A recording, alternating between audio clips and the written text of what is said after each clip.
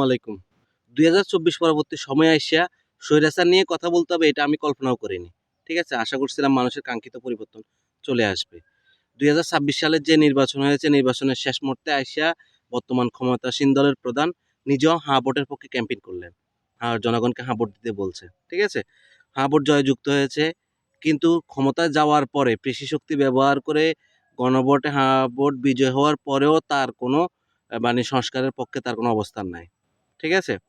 তো এটা না হওয়ার কারণ ২ টা কারণ আমি ধরতে পারি। বর্তমান সরকার প্রধানের পক্ষে ২ টা কারণ। একটা হচ্ছে আ জনগণের সাথে তিনি বিভিন্ন আচরণ করে হাঁ ভোটকে জয় করার অন্যতম কারণ হচ্ছে তিনি বুঝতে পারছেন যে জনগণ যদি আ হ্যাঁ, ভোটের পক্ষে থাকে অর্থাৎ সংস্কারের পক্ষে থাকে আর তিনি যদি না ভোটের পক্ষে থাকে তাহলে তার ভোটের সংখ্যা অনেক কমে যাবে। এইজন্য তিনি শেষ মুহূর্তে আইসা হ্যাঁ, ভোটের পক্ষে কথা বললেন, হ্যাঁ ভোট দিতে বললেন।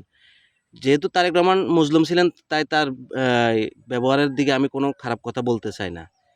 ১ নম্বর কারণ হচ্ছে তিনি হয়তো মানুষকে বিভিন্ন কথা বলে ভোট কারেকশন করছেন। ঠিক আছে?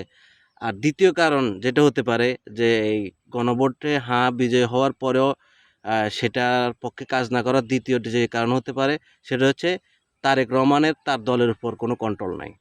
ঠিক আছে? বিভিন্ন জন বিভিন্ন জায়গা থেকে আসছে তাদের ক্ষমতা বেশি। শিলং থেকে আসছেন যিনি উনার তো কথাবার্তা বললেও বোঝা যায় তিনি স্বৈরতন্ত্রকে লালন করে অন্তরের মধ্যে।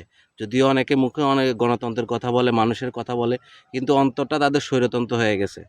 এটার অবশ্য তার দোষ দিয়ে লাভ নাই। দীর্ঘ সময় ধরে স্বৈরতন্ত্রের অধীনে থাকতে, থাকতে অন্তরটা যে স্বৈরতন্ত্র হয়ে গেছে সেটা থেকে এখনো বের হইতে পারেনি।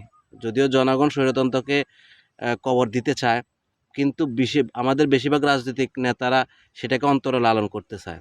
যার কারণ হচ্ছে তারা ভবিষ্যতে পকেট ভারী করতে পারবে। এর জন্যই আরকি। সবাইকে ধন্যবাদ।